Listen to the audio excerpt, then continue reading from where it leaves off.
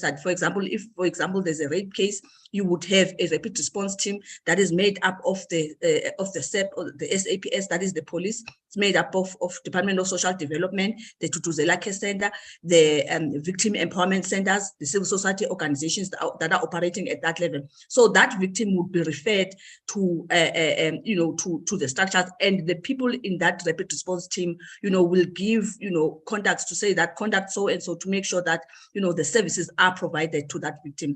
But also, what is also important is that, these structures at local level, they ensure that the various organizations, including the departments, do not implement their interventions on gender-based violence in isolation.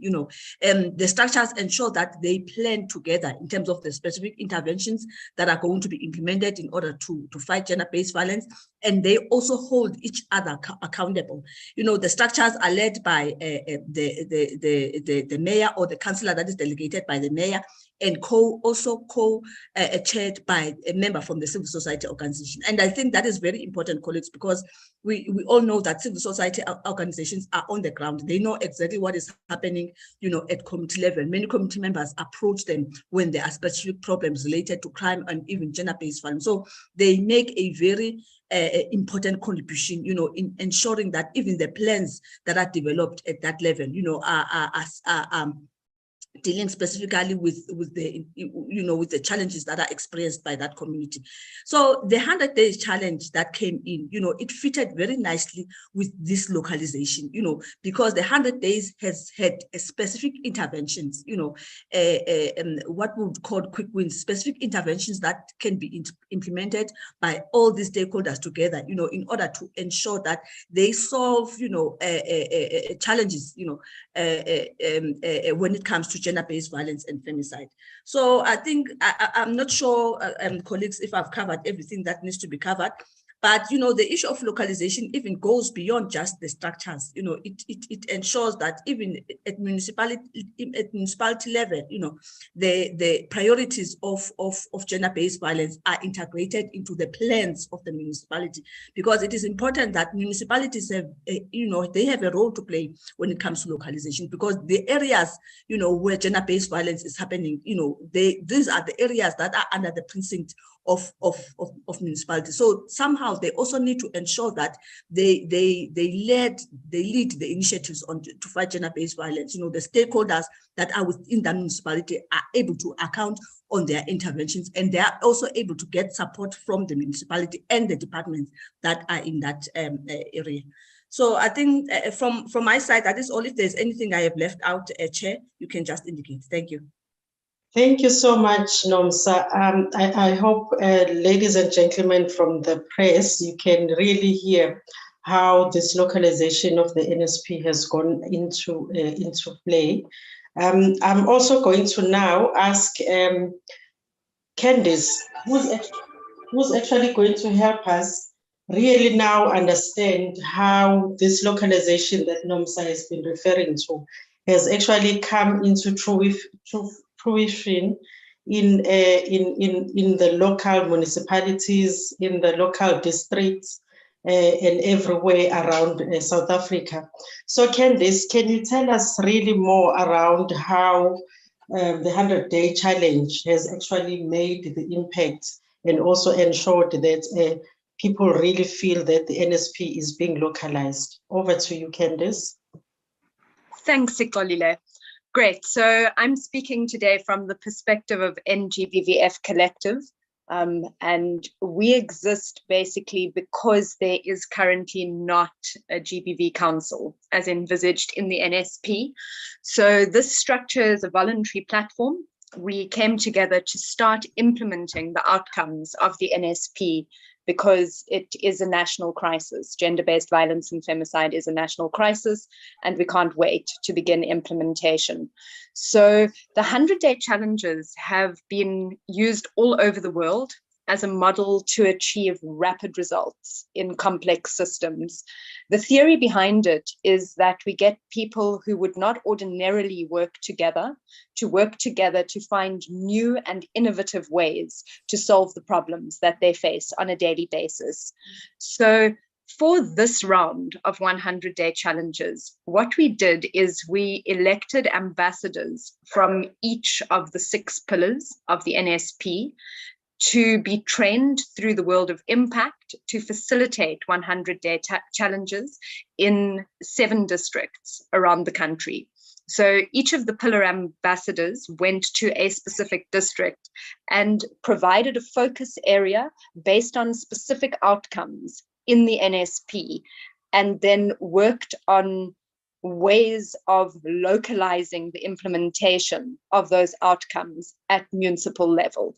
So the aim was to achieve GBV-free municipalities ultimately, but to at least have impact in 100 days. And in this way, be able to learn from the teams, the people working on the ground who deal with these problems on a daily basis, and find out what works, what doesn't work, and what can possibly be scaled in different areas. So I'm just going to give you a quick overview of the 6 pillars and 7 projects as they existed. So pillar 1, which deals with accountability, coordination, and leadership, worked in the Northern Cape province in Sol Plaatje, and they did exactly what Nomsa spoke about. They fast-tracked the establishment of a rapid response team.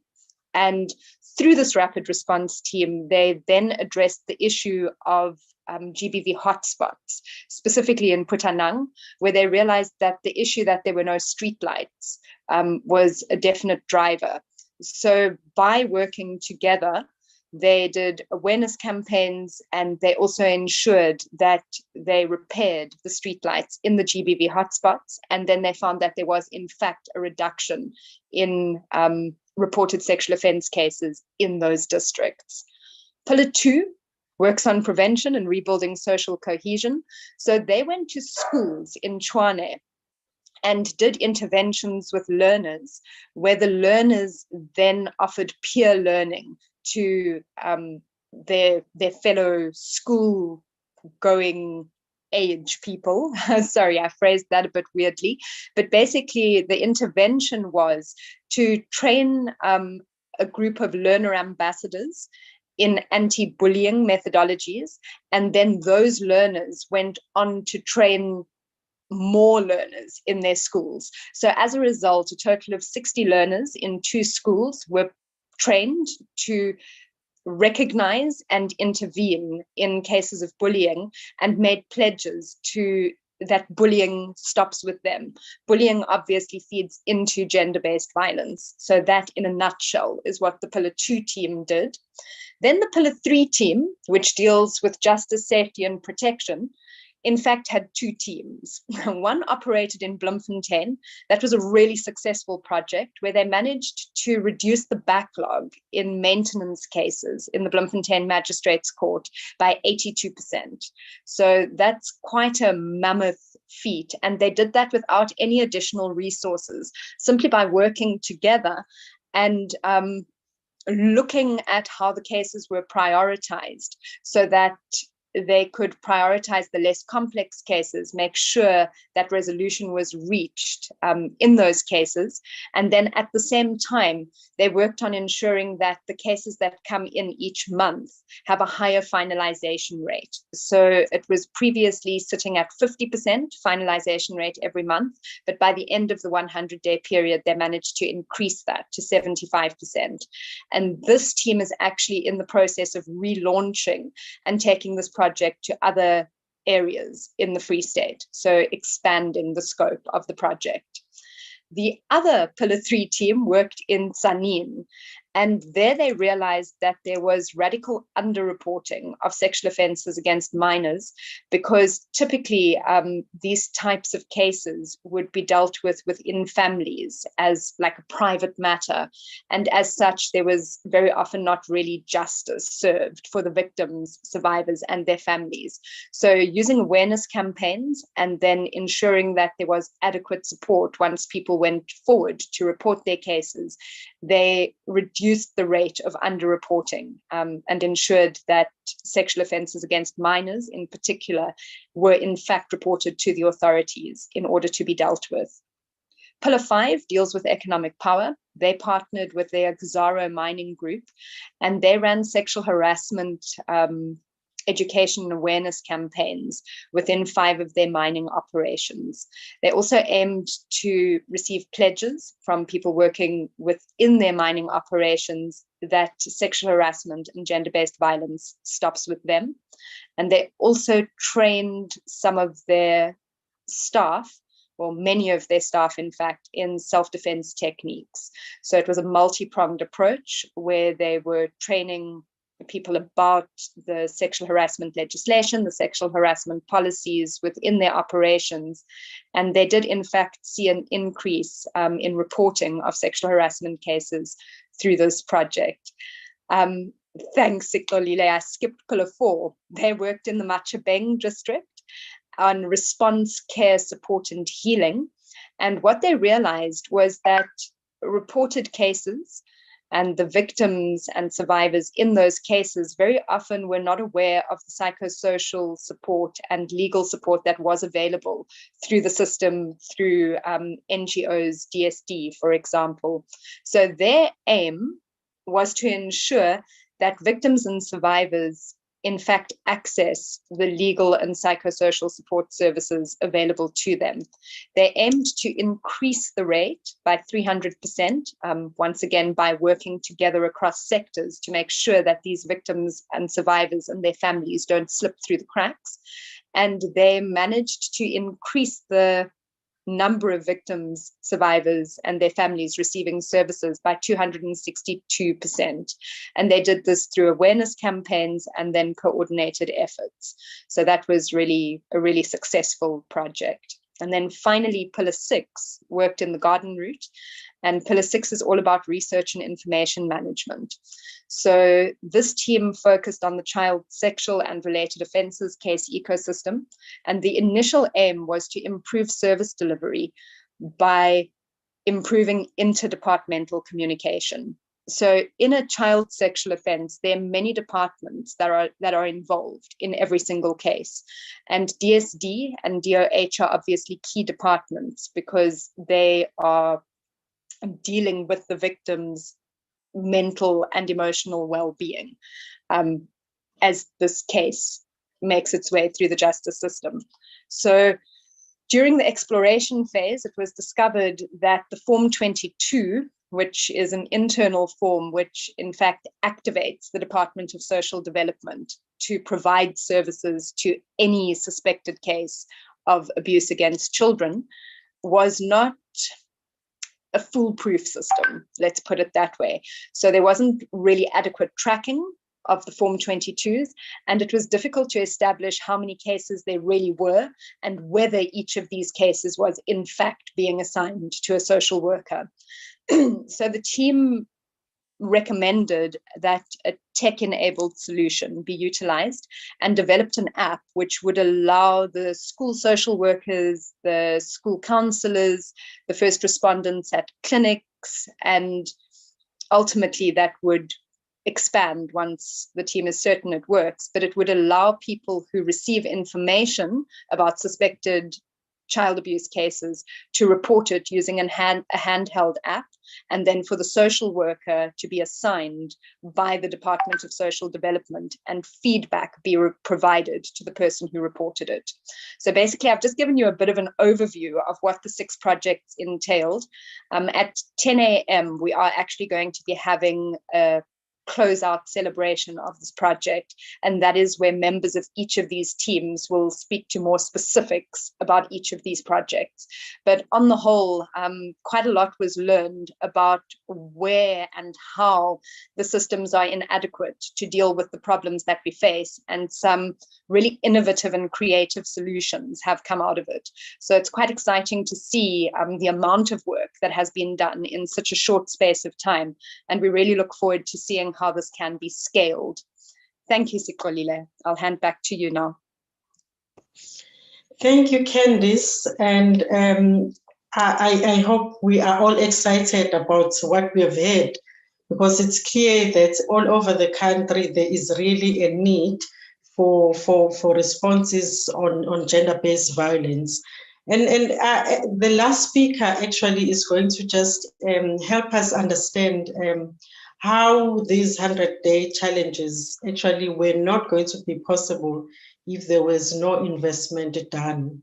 And I have Nikki Leroux, who's going to just tell us a bit about the investment that Ford Foundation has done on these 100-day challenges. And then soon after that, I'm going to allow the press to start fielding questions directly to the three speakers. Thank you. Over to you, Nikki.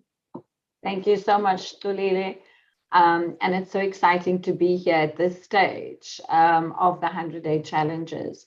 The foundation has funded in the area of gender-based violence and femicide for a number of years through very, different interventions, and has supported civil society organizations really very strongly to continue to do the work that they've been doing. When the march happened, young women taking to the streets during the hashtag Total Shutdown movement, we found that that was a moment that Ford would be able to come on board. And we really then continued to support that process. We supported civil society to engage in the processes, whether it was the summit or in fact the march. We supported the interim steering committee, who was then responsible through, everybody knows, the coming up with the national strategic plan. And I think what really excites me about the 100-day challenges is it really seeks to use some of the methodologies. Obviously, the 100-day challenges, that, as Candace pointed out, where the methodology comes from. But the NSP itself talks about the issue of collaboration. It talks about the issue of a whole, community approach, a whole country approach to dealing with GBV. It talks about a multi-sectorial engagement. It talks about a multi-pronged engagement through its many pillars. And so the 100-day challenges is in many ways mirrors that. Through sort of little micro communities, as Candace explained, all of the amazing work that's been done in the pillars and with each of these interventions. It talks about how you have to bring together, different sectors and different, members of this sort of greater community in order to address the ongoing and unbelievably high rates of gender-based violence and femicide in our country. And so Ford came on board when the 100-day challenges emanated out of the NSP to support this work, because you can't support, work like this can't be done. And Candace pointed out at the beginning that the NGBV collective has been carrying the NSP, I think, for a long time, with the, Department of Women and other organizations coming on board without a council, without adequate funding. And so organizations like the Ford Foundation and other foundations, UN Women, the Gates Foundation, and so forth, came on board in order to support this process while we wait for the council to be established. Sorry, I'm going off track there. But one of the things that's really key about the 100-day challenges is we are not only looking at how to provide our ecosystem with blueprints on how you can unlock blockages. We've seen the successes that all of these pillars have made because they are able to intensely focus on particular areas, throw out, the rule book in many instances, work innovatively. And this talks directly to the kind of approach that the Ford Foundation, through its gender, race, and ethnic program, seeks to support. So innovations that civil societies have been doing for a long time. But in this instance, bringing all of these partners together means that we are able to unlock the obvious blockages that victims and survivors face when trying to access justice or trying to access services, trying to access work. So, and the other thing I think that came on, when the reason that the foundation came on board with funding this 100-day challenges was that it wasn't only that we would learn through the individual, activities that were done, the actual interventions, but that there was a learning agenda that ran right across the whole process, which has started from the very beginning and will continue right until the end of this process, so that we can then start to produce lessons about what made this work well? What was the investment by government, local and national? What was the investment by civil society or private sector, whoever came on board? What did we learn from that? Can we replicate this at a larger level? Is this the way that we are going to be approaching gender-based violence in the future? And if we are, what does that mean for, not only the financial investment, but the time investment that a lot of these teams, the ambassadors, all of the government officials that have been involved, the NGBV collaborative and so forth that have been involved, what is the investment that it will take to be there? So for us, it's really exciting. It talks to our strategy. And it really talks, as we said, to the implementation of the NSP in the way that it was intended to be implemented. Thanks, Xolile. Thank you, Nikki, and thank you so much for really locating the fact that this GBVF NSP really needs some funding. Also really needs a platform where there's joint learning across civil society, government, and the private sector, because we will never be able to eradicate GBV or fully address it in a manner that allows us to live in a safe and secured country if we work in silos or if we don't work together. So we are at the end of the inputs by our speakers. I now want to ask from Vanessa if we can have the press ask their questions to the speakers so that we allow more engagement. But while we're doing that, I also want the speakers to really start thinking what could be the 3 words that really define the impact that they've experienced throughout these 100-day challenges, and also with the localization of the NSP. Vanessa, do we have any hands up from the ladies and gentlemen of the press? We do not have any hands so far. Okay, so maybe let me get on to the next segment then with the speakers. I have listened to you, Nomsa, where you speak about how it's been always important to make sure that when you do the localization, you get everyone on board. So if you may, just tell us more about what has been the methods that you've used to ensure that everyone gets on board. I heard you speaking about local councillors, mayors, premiers, local traditional leaders, citizens of the individual districts where you've been. So tell us a bit about how these rapid response teams have actually been activated in a way that is more inclusive. Maybe 2 or 3 lines there. Nomsa, if you may.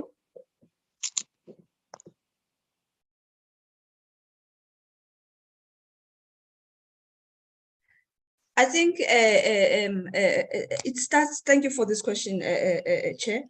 I think it starts with raising awareness on the importance of coordinated effort, because up to now, the initiatives on gender-based violence, they have been implemented in isolation, the NGOs, on the other hand, they've got their own initiatives that they are implementing. The departments, Department of Social Development, they've got initiatives, up to even the police, they've got their own initiatives. So I think one of the main methods that we have applied is firstly creating awareness on the importance of coordination of effort, ending a phase where, organizations and stakeholders work separately. They face problems, in their own GBV initiatives in isolation, such that some of their programs, they just die out, So the powerful thing about the coordination and working together is that you face problems, whatever problem is when it comes to an initiatives on gender-based violence, you face it as a unit, as a group, and then more solutions come, and sometimes you are even able to get the support from the other organizations. Okay, so I think that is the first thing that we had to do, is to create awareness amongst the stakeholders, because in most cases the different stakeholders didn't really put value into coordination of effort, into working together, into holding each other accountable, because again, that's another thing about coordination, is that you are able not only to report on the challenges that you are experiencing, but you are also able to hold each other accountable. At a certain time you have to report, therefore you have to implement 1, 2, 3, 4 as per the plan that was decided in the previous meeting. So I think that's the first part. And then the second part is we've had, I will make an example with the rapid response teams in KZN. There we worked mostly through the civil society organizations that are there. Yes, the municipality, chairs and the civil society, they co-chair, but I think the main start, in KZN was through the NGOs, that are already active, in initiatives that are dealing with gender-based violence. So it is those NGOs that from the beginning, they kind of took it up and drove it, and then, and then the municipality and the departments, they joined in after they had seen that, there is some level of coordination and working together at community level, but it also needs, the services of the different departments, the Department of Social Development, it needs the co-leadership from the municipality, contribution from the municipality, and so forth. So I would say that, it was very helpful that the civil society organizations were involved from the beginning, but also the fact that at the beginning you need to create awareness, when it comes to the importance and the gains of working together, as a collective by different stakeholders. Thank you. Thank you, Nomsa. Thank you for now bringing us in really into what were your experiences. I've been informed that Newsroom Africa is here, so I don't know if they want to pose a question, or should I go on and allow Candice to come in and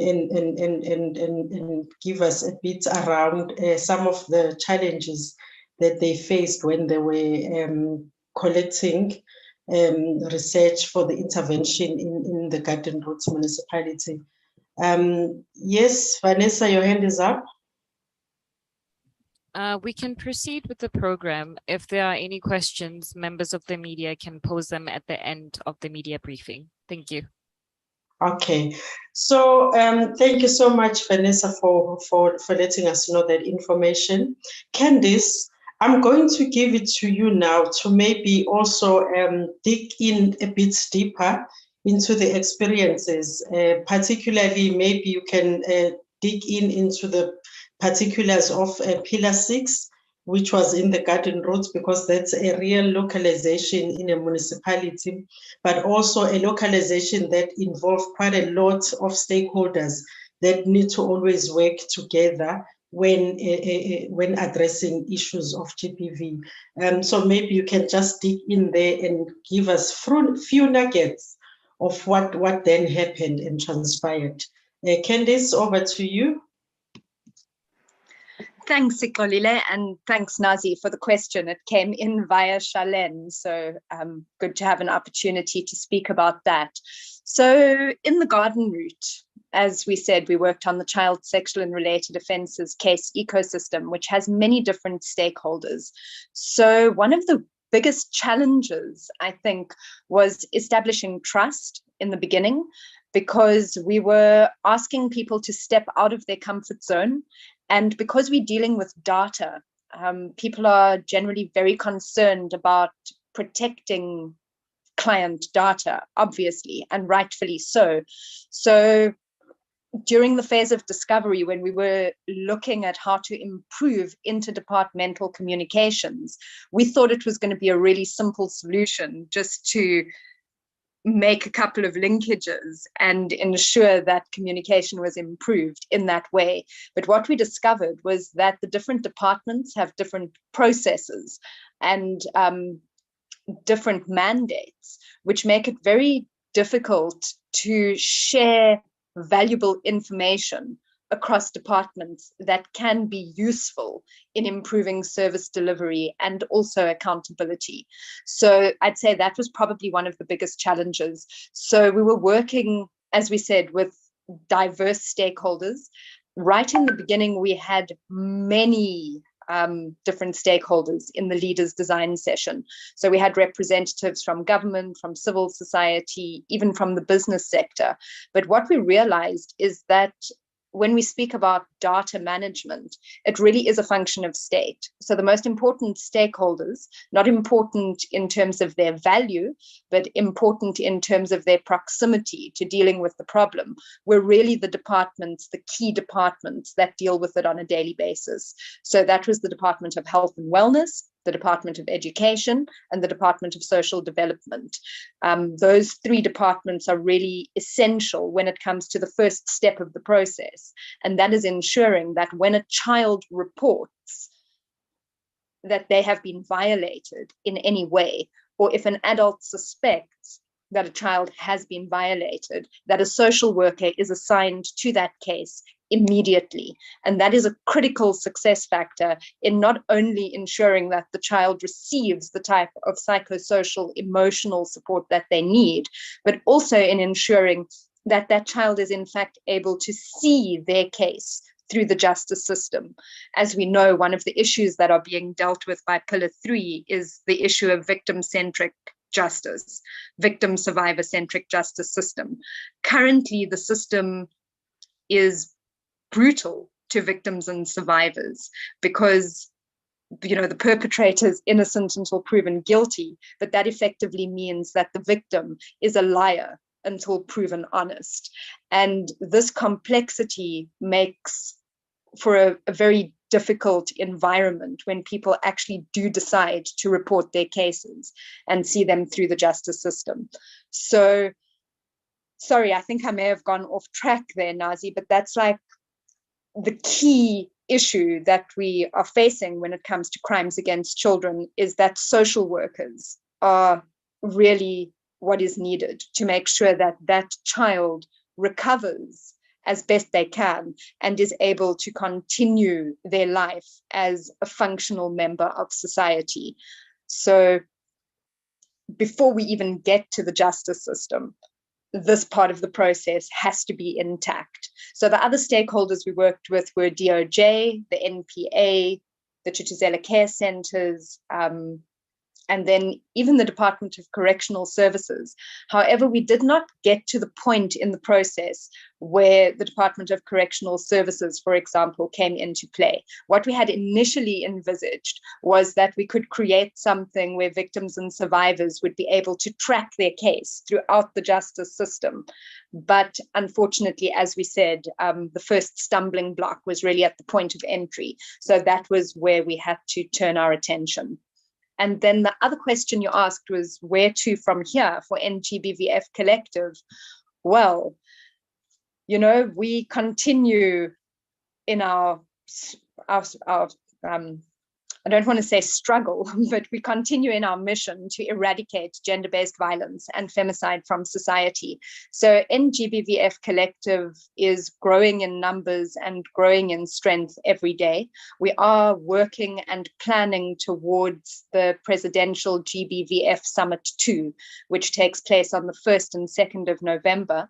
So in the run-up to that, there are going to be provincial summits, which will be organized by the offices of the premiers, and then NGBVF Collective is going to play a key role in pillar dialogues, because we have working groups established around each of the 6 pillars of the NSP. So towards the end of September and during October, there are going to be pillar dialogues, which will take place virtually, and everybody will be invited to participate in these. The aim being to see what is working, what is not working, and how we can improve our offerings so that the work that we do actually does contribute to the eradication of gender-based violence and femicide. Remember, the whole aim of NGBVF Collective is not to reinvent the wheel, but rather to bring people together who are already committed to seeing the NSP on GBVF being implemented fully and realizing those outcomes. So by working together, we're able to maximize our use of resources, make sure that we're not duplicating efforts. And then by talking to each other, we're able to identify gaps in the system and make plans to address those. Please do feel free to type in the chat if there's anything that I haven't covered. Thank you. Thank you once again, Candice. You've handled that very well. We also want to acknowledge the presence of the Herald from PE and represented by Nazi. So, Nikki, I want to come back to you because what we've been hearing is that work has been happening. And what I want you to help us frame here is, so if we were to really now say 100 days or this type of work on GBV is happening in all 9 provinces, in all over 200 municipalities that we have in South Africa, what would be the ideal investment and the projection that should we start gathering, both from private, public, and individuals, so that this really happens and happens in a pace that really leads us to impact, not just because it's 16 days of activism, not because it's Women's Month, not just because we want to have something that is called responding to GBV in our plans, but because we are intentional, we are focused, we really know and we really want to be doing this in the best way that can eradicate GBV,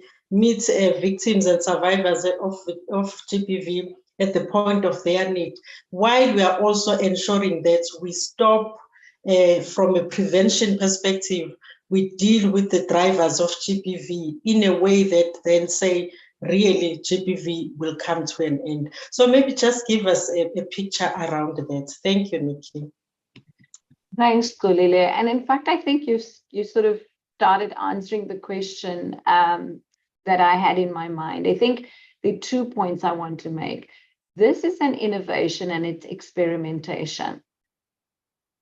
I think the very next phase, we hope, will look at exploding this, as you say, into other areas, looking at hotspots through the pillars, perhaps identifying other hotspots with local government and civil society who have their finger on the pulse where they work to kind of help us direct into places that this can be rolled out. But this is not the longer term solution. Like, the longer term solution has a lot more to do with the intense work we need to put into prevention. And I think that a lot of the organizations that we have been supporting and that work in this field have already been pointing us into the direction in terms of what it takes in order, there's the famous methodology, what works methodology to end gender-based violence, but there are other interventions that perhaps are more at local level that will help us. And so this is a two-way street. On the one hand, we need to be investing in 100-day challenges, which go in and help through this collaborative effort unlock blockages for victims. And unlock blockages for implementers, for people who are trying to implement work but are coming up against blockages. So on the one hand, we need that. And if we were to roll this out, it would be a very, very expensive exercise. Maybe not as expensive as you think, but it would be. So this is it's not the panacea. The panacea is to work together collaboratively, to all have the commitment as South Africans that we cannot live in a society where women and children and gender non-conforming individuals are at risk of death at the drop of a hat. So we need to work on the prevention side, and this is what the beauty of the NSP is. It tells us about prevention and response. It tells us how the two need to work together. So at the same time we're implementing 100-day challenges, we should be focusing and supporting and pumping funding into prevention strategies. And some of these are already starting to show. So, for example, the work that's been done to look at, how the private sector can come on board and get involved in order to support and accelerate some of this work, because we need a lot of investment if we want to make this work. If we think of the investment we had to put into the COVID-19 response, this is our pandemic that we've been living with for years. And as women, we 2,500 of us die on an annual basis because of gender-based violence, and we know that number is probably higher.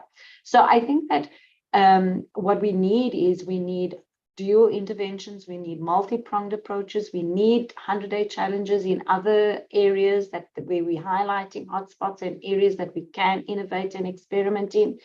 And I think most of all, we need to understand that the reason that there has been success in these 100-day challenges is because ordinary people doing ordinary work have become extraordinary through these 100-day challenges, right? They are the stars. And 10 o'clock, we will see how these teams have come together with intention and focus to work on these kinds of things. So if there's any investment that needs to be made, it needs to be made into those kinds of ambassadors for the ordinary people. It's not the famous people who we saying go on board and speak about gender-based violence.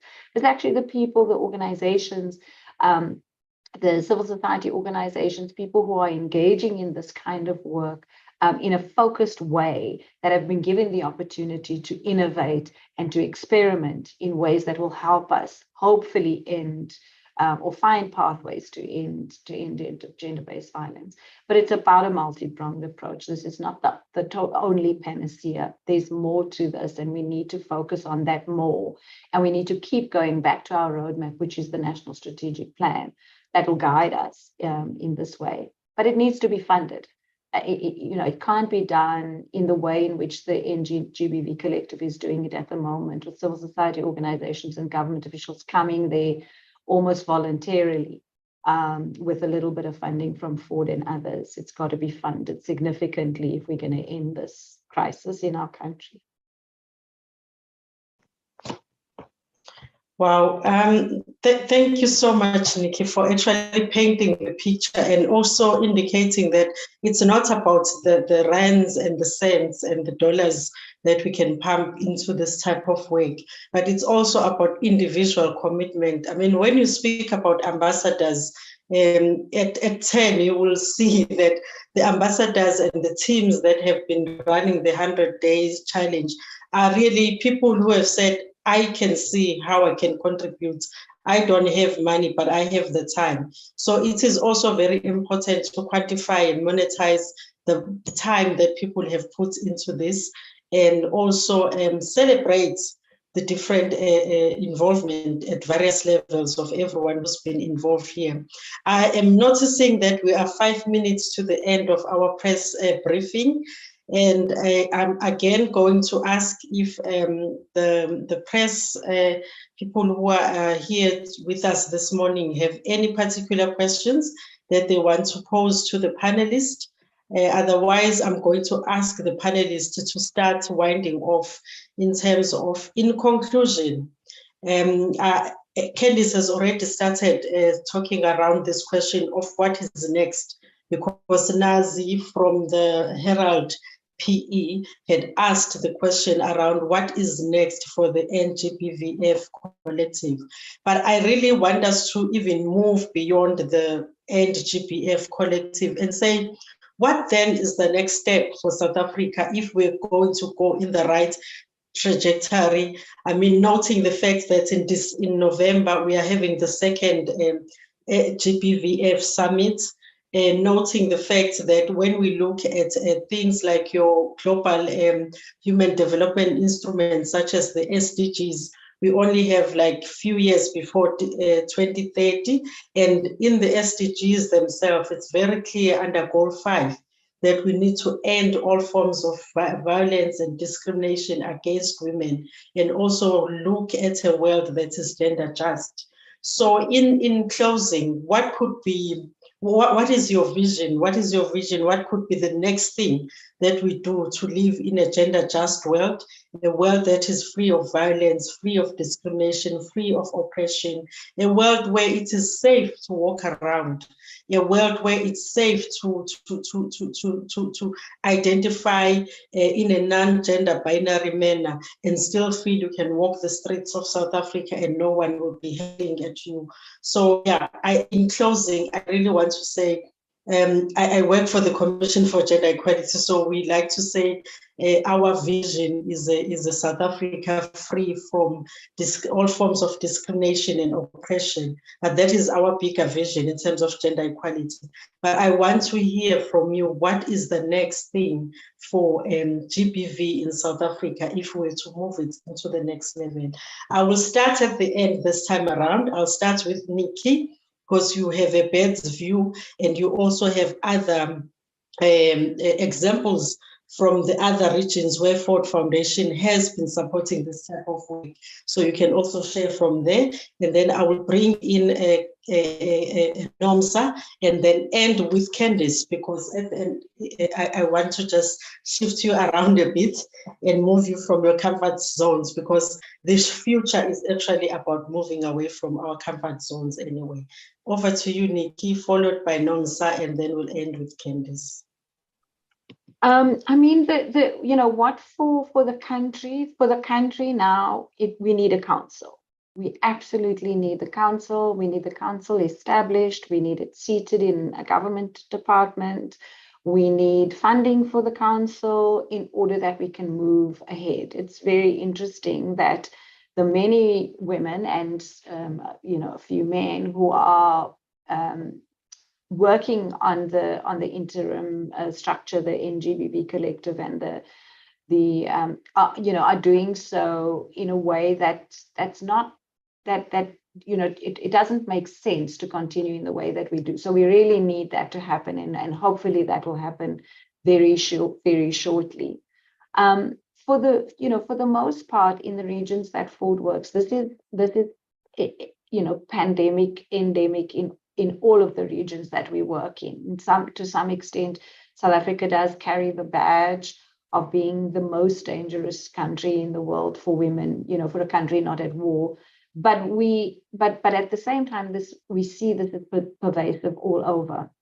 And so what we do need is the kind of things that the 100-day challenges is pointing us to. We need innovation, we need experimentation, we need commitment, and we need focus, and we need funding. And so once we have that, I think then we are able to kind of address this in a meaningful way, and that each and every one of us, you know, and as the press listens to this, perhaps the takeaway is not that this is not, you know, and we know that when the reports happen in the news, it's usually the most graphic, most horrible, most horrific thing that is actually reported.